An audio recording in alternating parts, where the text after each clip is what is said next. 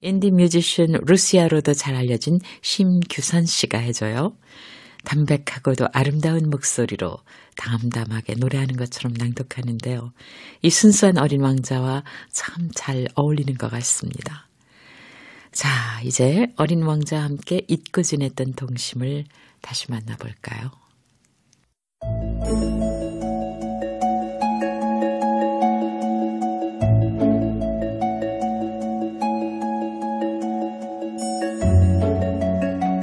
6살 적에 나는 실제로 겪은 이야기라고 하는 원시림에 관한 어떤 책에서 멋들어진 그림을 하나 본 적이 있다. 맹수를 꿀꺽 집어삼키는 보아구렁이 그림이었다. 위의 그림은 그걸 옮겨 그려본 것이다. 그 책에는 이렇게 적혀 있었다. 보아구렁이는 먹이를 씹지도 않고 통째로 집어삼킨다. 그러고는 더 이상 꼼짝도 하지 못한 채 6달 동안 잠만 자며 먹이를 소화시킨다. 그래서 나는 밀림 속에서의 온갖 모험들에 대해서 곰곰이 생각해 보았다. 그리고 나도 색연필을 가지고 나름대로 생전 처음 그려보는 그림을 하나 그리게 되었다. 내 그림 1호였다. 그 그림은 이런 것이었다. 나는 그 걸작품을 어른들에게 보여주고 내 그림이 무서우냐고 물어보았다. 어른들은 대답했다. 모자가 뭐가 무서워? 내 그림은 모자를 그린 게 아니었다. 그것은 코끼리를 삼키고서 소화시키는 보아구렁이를 그린 것이었다. 그래서 나는 어른들이 알아볼 수 있도록 보아구렁이의 뱃속을 그려넣었다. 어른들에게는 언제나 설명을 해주어야 한다. 내 그림 제2호는 이런 것이었다. 어른들은 나더러 속이 보이건 안 보이건 간에 보아구렁이 그림 따위는 집어치우고 차라리 지리, 역사, 산수, 문법이나 열심히 공부해보는 것이 좋겠다고 충고해 주었다. 이리하여 나는 6살 때 화가로서의 멋진 꿈을 접을 수밖에 없었다. 내 그림 제1호와 제2호가 성공을 거두지 못한 것 때문에 낙담하고 만 것이었다. 어른들은 언제나 스스로는 아무것도 이해하지 못한다. 그러니 어린이들로서는 그들에게 매번 설명을 하고 또 해야 하니 피곤한 노릇이다. 그래서 다른 직업을 선택할 수밖에 없게 된 나는 비행기 조종하는 법을 배웠다. 나는 안 가본 곳이 없을 정도로 세상 곳곳을 날아다녔다. 지리 공부가 나에게 많은 도움이 된 것은 사실이다. 척 보기만 해도 중국과 아리조나를 구분할 수 있었으니까. 그것은 밤에 길을 잃었을 경우에 매우 유용한 것이다. 이리하여 나는 살아오는 동안 여러 믿음직한 사람들과 수많은 접촉을 갖게 되었다. 어른들 가운데 섞여 오랫동안 살아온 것이다. 나는 그들을 아주 가까이서 볼 수 있었다. 그 덕분에 그들에 대한 내 생각이 썩 좋은 쪽으로 변한 건 아니다. 어른들 중에 좀 똑똑해 보이는 이를 만날 때면 나는 늘 간직하고 있던 내 그림 제1호를 가지고 그 사람을 시험해보곤 했다. 정말이지 이 사람이 무언가 이해할 줄 아는 사람인지 궁금했던 것이다. 그러나 그 사람은 의뢰 모자구나 하고 대답하는 것이었다. 그러면 나는 보아구렁이니 원시림이니 별이니 하는 이야기는 아예 꺼내지도 않았다. 나는 그가 알아들을 수 있는 얘기만 하게 되었다. 브릿지 게임이니 골프니 정치니 넥타이니 하는 것들에 대해 이야기하는 것이었다. 그러면 그 어른은 나같이 제대로 된 사람을 알게 된 것을 몹시 흐뭇하게 여겼다.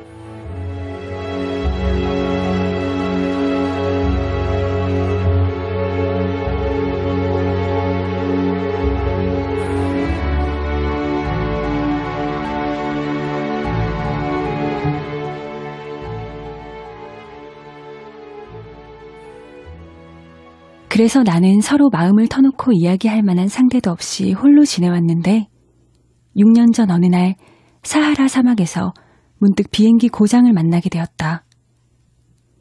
비행기 엔진의 어딘가가 파손된 것이다. 정비사도 승객도 없이 혼자였으므로 나는 그 어려운 수리를 손수해보겠다고 마음먹었다. 내게 있어서 그것은 죽느냐 사느냐의 문제였다. 마실 물이 일주일분밖에 남아있지 않았던 것이다. 첫날 밤 나는 사람이 사는 곳에서 수만 리 떨어진 사막에서 잠이 들었다. 드넓은 바다 한가운데에서 뗏목을 타고 표류하는 난파자보다도 훨씬 더 고립된 신세였다. 그러니 해가 뜰 무렵 어떤 기이한 목소리에 잠이 깬 내가 얼마나 놀랐을지 여러분은 상상할 수 있을 것이다. 그 목소리는 말했다. 저기, 나 양 한 마리만 그려줘. 응? 나 양 한 마리만 그려줘. 나는 마치 벼락이라도 맞은 것처럼 후다닥 일어났다. 눈을 비비고 주위를 잘 살펴보았다. 그랬더니 아주 이상하게 생긴 조그만 아이가 나를 심각한 눈으로 쳐다보고 있는 것이었다. 여기 있는 그림은 훗날 내가 그의 모습을 그린 그림들 중에서 가장 잘 된 것이다. 그러나 물론 나의 그림은 모델보다는 훨씬 덜 매력적이다. 그렇지만 그건 내 탓이 아니다. 6살 적에 이미 어른들 때문에 화가의 꿈을 접어버린 후 나는 뱃속이 보이지 않거나 보이거나 하는 보아구렁이 외에는 그림 그리는 것을 배워본 일이 없었으니 말이다. 난데없이 나타난 그 아이를 나는 눈이 휘둥그레져서 바라보았다. 여러분은 내가 지금 사람 사는 지역에서 수만 리 떨어진 곳에서 홀로 떨어져 있다는 사실을 잊지 말기 바란다. 그런데 이 아이는 길을 잃은 것 같지도 않았고 피곤해서, 배고파서, 목말라서, 무서워서 죽겠다는 표정도 아니었다. 사람 사는 곳에서 수만 리 떨어진 사막 한가운데서 길을 잃은 아이 같은 구석은 조금도 없었다. 이윽고 나는 간신히 정신을 차리고 그에게 말했다. 그런데 넌 여기서 뭘 하고 있는 거니? 그러자 그는 아주 중대한 일이긴 한 것처럼 아주 나직한 목소리로 같은 말을 되풀이하는 것이었다. 부탁이야. 나 양 한 마리만 그려줘. 너무나 갑자기 놀라운 일을 당하게 되면 감히 거역할 생각을 못하는 법이다. 사람이 사는 지역에서 수만 리 떨어진 곳에서 죽음의 위협을 받고 있는 처지에 너무나도 엉뚱하다는 생각을 하면서도 나는 결국 주머니에서 종이 한 장과 만년필을 꺼냈다. 그러나 곧 내가 배운 것은 지리, 역사, 산수, 문법 같은 것이라는 생각이 들어서 약간 기분이 나빠진 목소리로 난 그림을 그릴 줄 모른다고 말했다. 그러자 그가 대답했다. 괜찮아. 나 양 한 마리만 그려줘.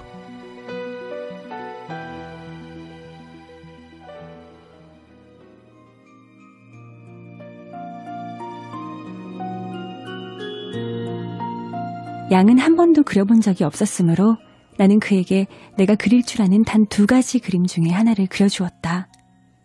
뱃속이 보이지 않는 보아구렁이의 그림 말이다. 그런데 그 아이는 놀랍게도 이렇게 대답하는 것이었다. 아니야. 보아구렁이 뱃속에 코끼리는 싫어. 보아구렁이는 너무 위험해. 그리고 코끼리는 너무 거추장스러워. 내가 사는 곳은 아주 작은 곳이거든. 난 양을 갖고 싶어. 나 양 한 마리만 그려줘. 그래서 나는 양을 그렸다.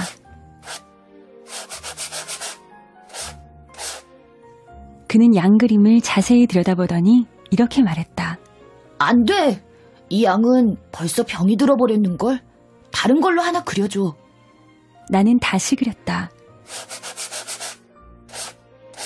내 친구는 너그럽고 상냥하게 미소를 지었다. 아이 참. 그건 양이 아니라 염소잖아. 뿔이 달렸으니까. 그래서 나는 또다시 그렸다. 그러나 이번에도 앞의 것들과 마찬가지로 퇴짜를 맞았다. 이건 너무 늙었어. 난 오래 살 수 있는 양이 갖고 싶어. 엔진을 분해하는 일이 급하기에 나는 아무렇게나 다음과 같은 그림을 끼적거려 놓고는 그에게 한마디를 툭 던져보았다. 이건 상자야. 네가 원하는 양은 이 속에 있어. 그러자 내 어린 심판관의 얼굴이 환해지는 걸 보고 나는 몹시 놀랐다. 내가 원하던 게 바로 이거야. 이 양한테 풀을 많이 줘야 할까? 왜 그런 걸 묻지? 내가 사는 곳은 아주 작거든. 풀은 넉넉할 거야. 내가 그려준 건 아주 작은 양이니까. 그는 고개를 숙이고 그림을 들여다보았다. 그다지 작지도 않은데 뭐. 이런, 잠이 들었네. 이렇게 해서 나는 이 어린 왕자를 알게 되었다.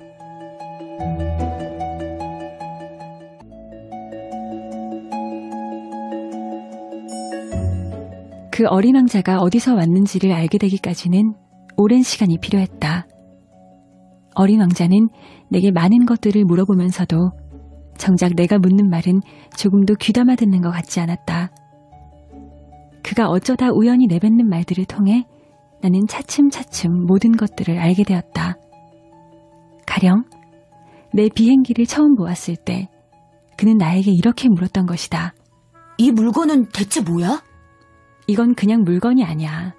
날아다니는 거라고. 비행기라는 거야, 내 비행기. 나는 내가 하늘을 날아다닌다는 것을 그에게 가르쳐주게 된 것이 자랑스러웠다. 그랬더니 어린 왕자가 소리쳤다. 뭐? 그럼 아저씨가 하늘에서 떨어졌다고? 하고 나는 겸손하게 대답했다. 야, 그거 참 재밌는데? 그러면서 어린 왕자는 아주 유쾌하게 깔깔대며 웃었다. 그 말에 나는 몹시 기분이 나빠졌다. 나는 사람들이 내 불행을 우습게 여기는 것이 싫었다. 그런데 어린 왕자는 말을 이었다. 그럼 아저씨도 하늘에서 왔구나? 어느 별에서 왔어? 나는 곧 신비로운 그의 존재를 알아낼 수 있는 한 줄기 빛이 엿보이는 것 같아서 불쑥 이렇게 물어보았다. 그럼 너는 어느 별에서 온 거니? 그러나 그는 아무 대답도 하지 않았다. 그는 내 비행기를 들여다보면서 가볍게 고개만 끄덕거리고 있었다. 하긴 이런 걸 타고는 그리 멀리서 보진 못했겠는데? 그러고는 꽤 오랫동안 깊이 생각에 잠기더니 내가 그려준 양 그림을 주머니에서 꺼내서는 마치 보물인 양 가만히 들여다보고 있었다.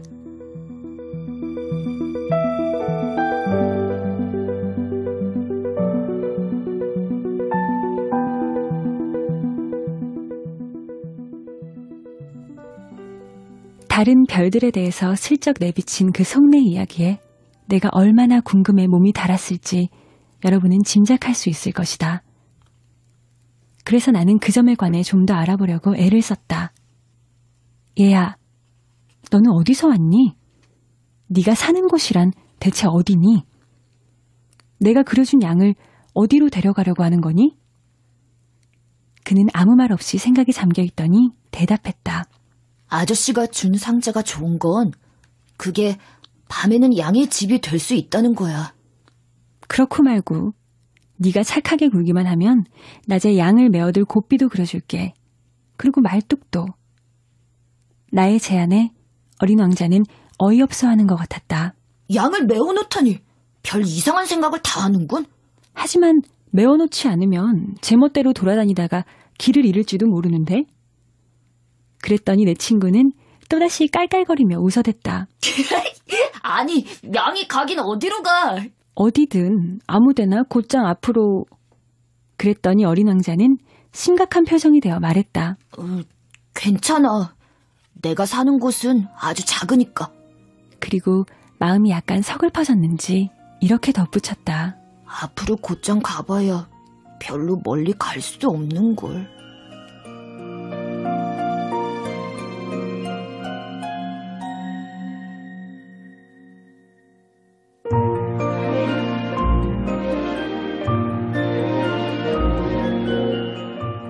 이렇게 해서 나는 매우 중요한 또 한 가지 사실을 알게 되었다. 그것은 그가 사는 별이 집 한 채보다 더 클까 말까 하다는 사실이었다. 그것은 내게 그다지 놀라운 일은 아니었다.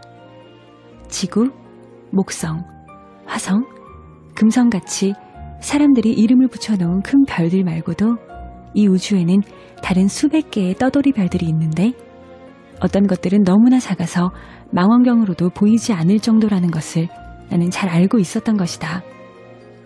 어떤 천문학자가 그런 별을 하나 발견하면 이름 대신 번호를 매겨놓는다. 가령 소행성 제325호라는 식으로 부르는 것이다. 나는 어린 왕자가 살다 온 별이 소행성 B612호라고 생각한다. 거기에는 그렇게 믿을 만한 상당한 근거가 있다. 이 소행성은 1909년에 딱 한 번 터키 천문학자의 망원경에 잡힌 적이 있었다. 그래서 그는 국제 천문학회에 나가서 자기의 발견에 대한 요란한 증명을 해보였다. 그러나 그가 입고 있는 민속 의상 때문에 아무도 그의 말을 믿지 않았다.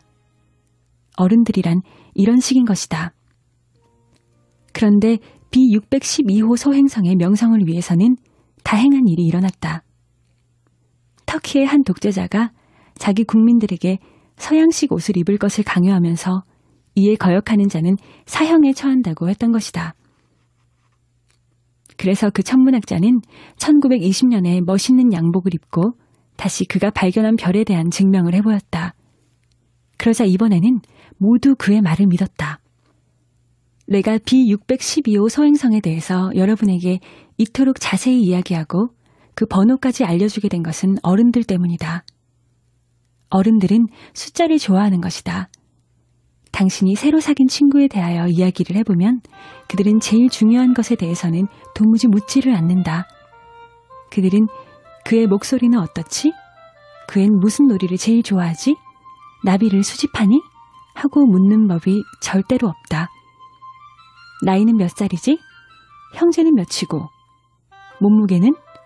아버지 수입은 얼마지? 하고 물어대는 것이다. 그래야 비로소 그 친구에 대하여 안다고 생각한다.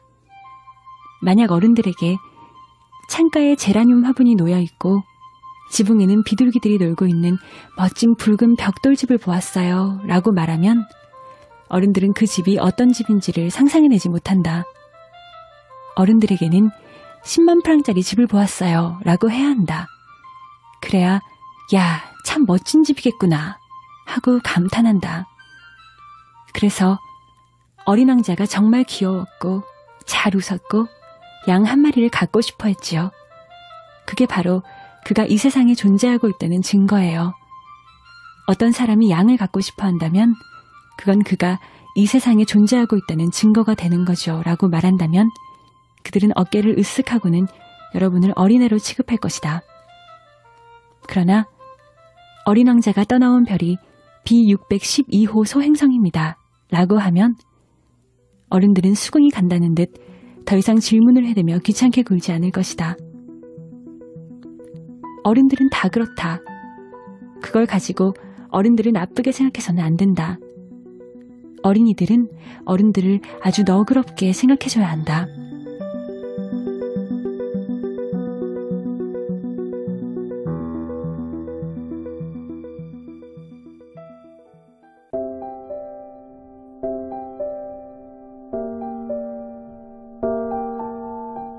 인생이 뭔지를 알 만큼 아는 우리에겐 물론 소행성의 번호 같은 건 알 바 아니다.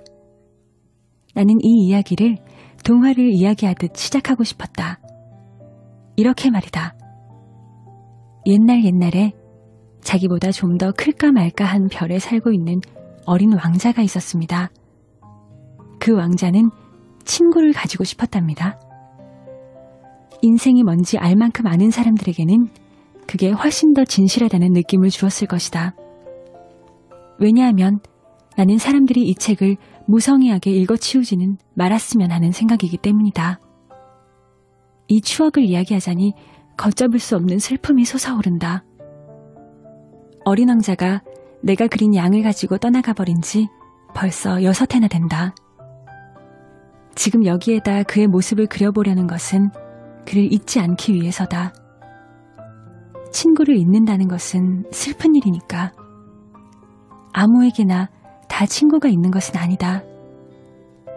그리고 나도 숫자밖에 모르는 어른들처럼 될 수도 있는 것이다. 내가 그림 물감 한 상자와 연필들을 산 것도 바로 이런 까닭에서였다. 6살 적에 뱃속이 들여다보이거나 안 보이거나 하는 보아구렁이 말고는 전혀 그려본 일이 없는 내가 새삼스레 이 나이에 다시 그림을 그린다는 것은 정말 힘든 일이다. 물론 되도록 실물과 가까운 초상화를 그려보려고 노력은 하겠다. 그러나 제대로 그릴 수 있으리라고는 자신할 수 없다. 어떤 그림은 괜찮아 보이는데 또 어떤 그림은 닮지를 않은 것이다. 어린 왕자의 키도 조금씩 틀려지곤 한다.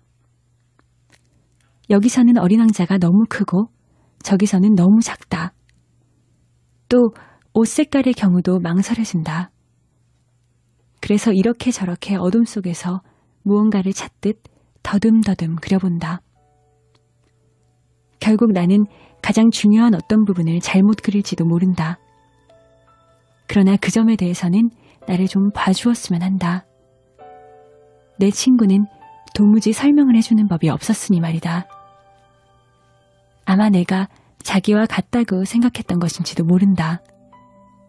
그러나 나는 불행하게도 상자 속에 들어있는 양을 꿰뚫어 보지는 못한다. 아마 나도 어쩌면 어른들과 비슷한지도 모를 일이다. 이젠 나도 나이를 먹었나 보다.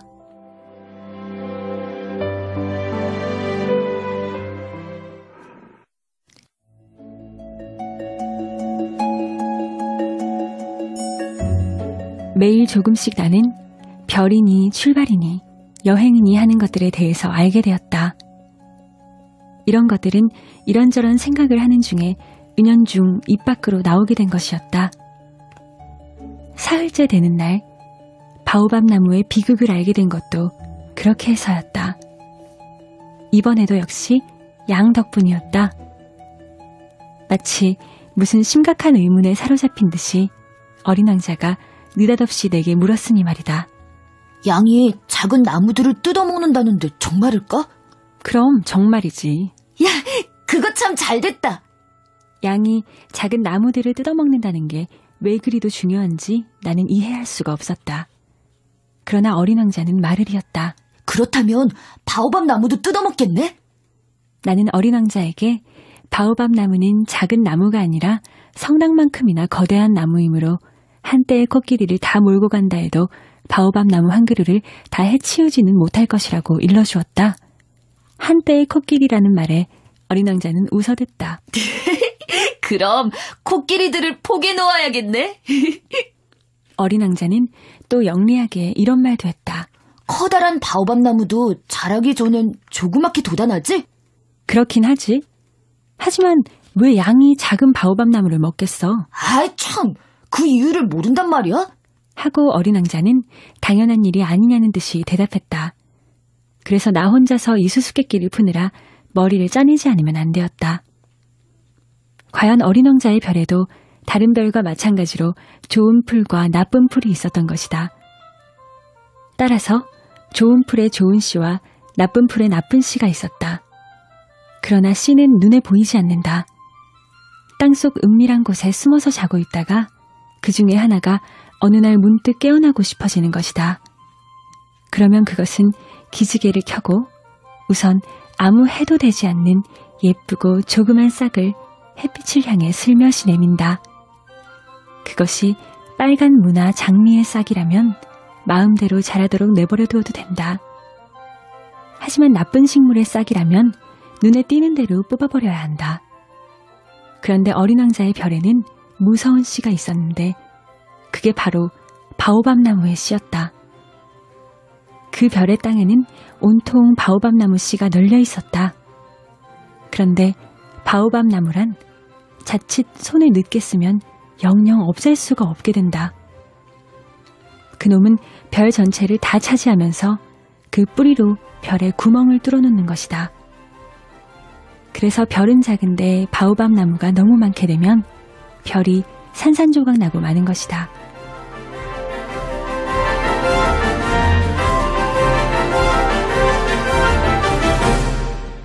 어린 왕자는 훗날 나에게 이런 말을 하곤 했다.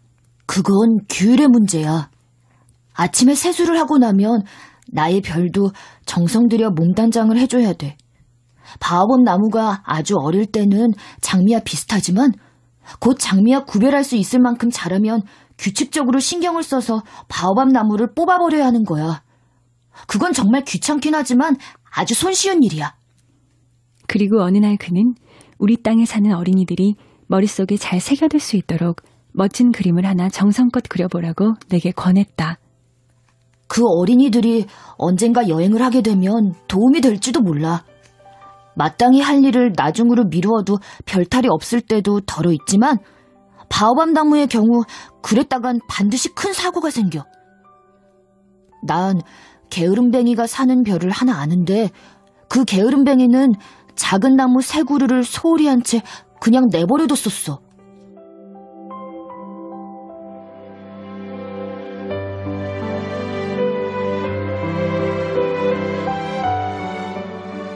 그래서 어린 왕자가 일러준 대로 나는 그 별의 그림을 그렸다. 나는 도덕군자 같은 말투로 말하는 것을 좋아하지 않는다.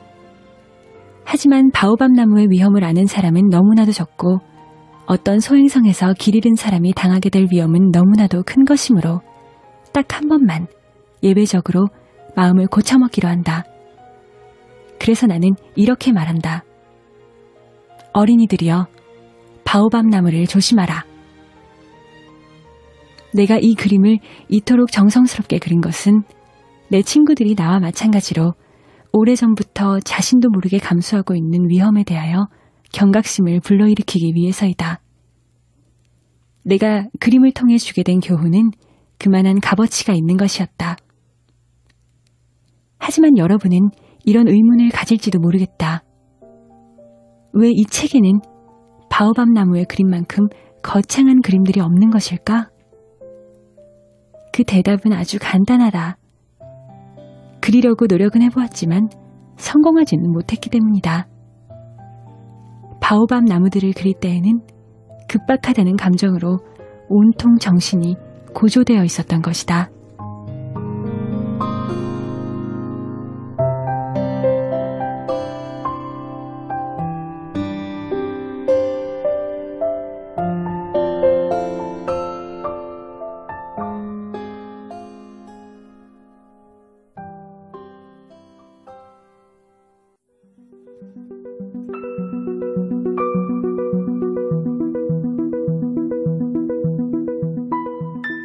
아, 어린 왕자여. 나는 이렇게 해서 조금씩 너의 연약하고 쓸쓸한 생활을 알게 되었다. 너에게는 오랫동안 구경거리라고는 그저 해지는 광경의 감미로움밖에 없었지. 나흘째 되던 날 아침, 네가 이런 말을 했을 때에야 나는 그 새로운 사실을 알았다. 나는 해가 지는 광경이 좋아. 우리 해 지는 걸 보러 가. 아직 기다려야 해. 뭘 기다려? 해가 지길 기다려야 해. 처음에 너는 몹시 놀란 표정이었지. 하지만 곧 자기 말이 우습다는 듯 웃음을 터뜨리며 이렇게 말했어. 지금도 내가 우리 별에 있는 것만 같아서. 그럴 수 있겠지. 누구나 다 알다시피 미국이 정오일 때 프랑스에서는 해가 지지. 단숨에 프랑스로 달려갈 수만 있다면 해지는 것을 볼 수 있을 거야. 그런데 불행히도 프랑스는 너무 멀리 떨어져 있어. 그러나 너의 조그만 별에서는 의자를 몇 발짝 뒤로 물려놓기만 하면 되었지. 그렇게만 하면 맘 내킬 때마다 해지는 광경을 볼 수가 있었던 거야. 어느 날은 해지는 걸 44번이나 본 적도 있어. 그리고 잠시 후 다시 말을 이었지. 그런데 몹시 슬플 적엔 해지는 게 좋아져. 44번 본 날, 그럼 넌 그렇게도 슬펐던 거야? 그러나 어린 왕자는 대답이 없었다.